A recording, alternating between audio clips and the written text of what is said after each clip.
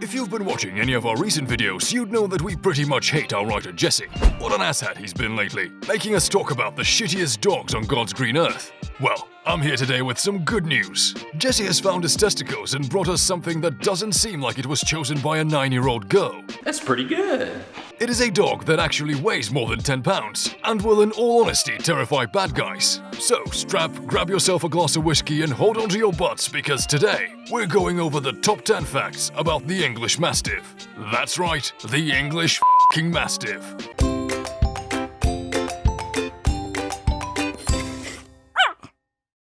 These are some huge sons of bitches. Now, we have been giving Jesse some shit for the last couple of weeks about the tiny dogs he would always write about. But this time, he went the entire opposite direction. Like, this is day and night. The English Mastiff is an incredibly monstrous dog that can stand with a shoulder height of around 30 inches. Let's be clear about this, 30 inches is only the shoulder height.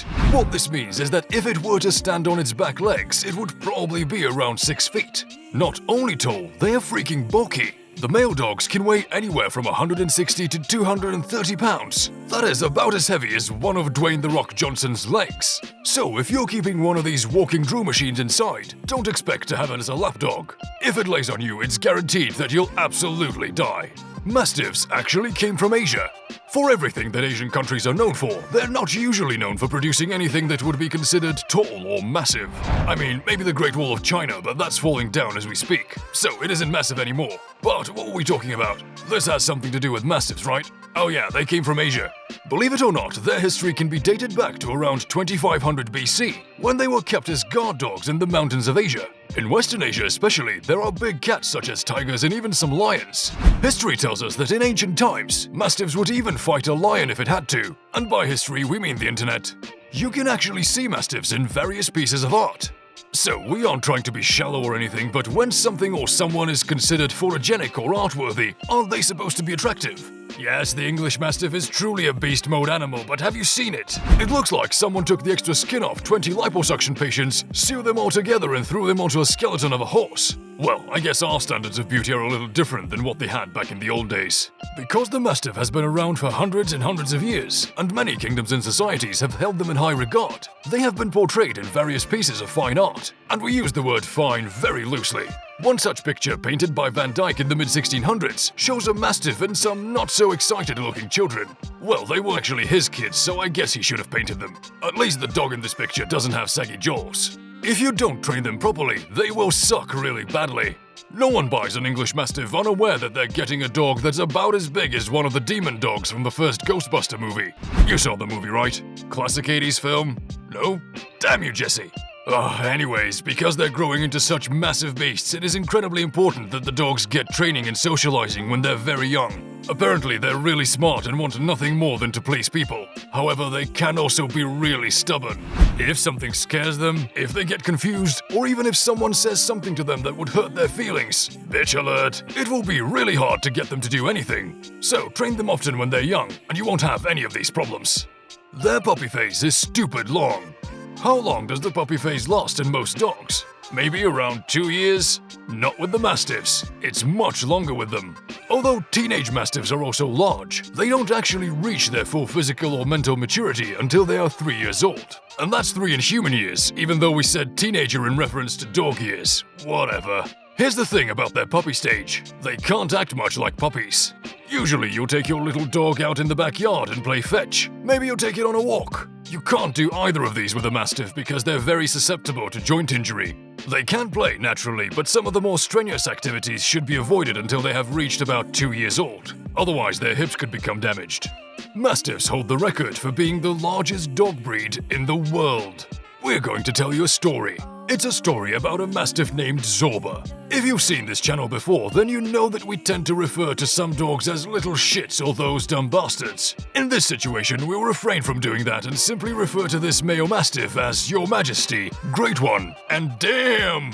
Zorba was an English Mastiff that was alive in the 1980s.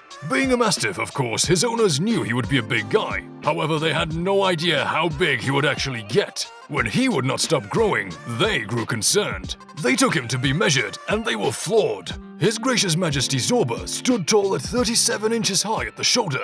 From the tip of his nose to the tip of his tail, he was 8 feet and 3 inches long. Finally, he weighed in at 343 pounds.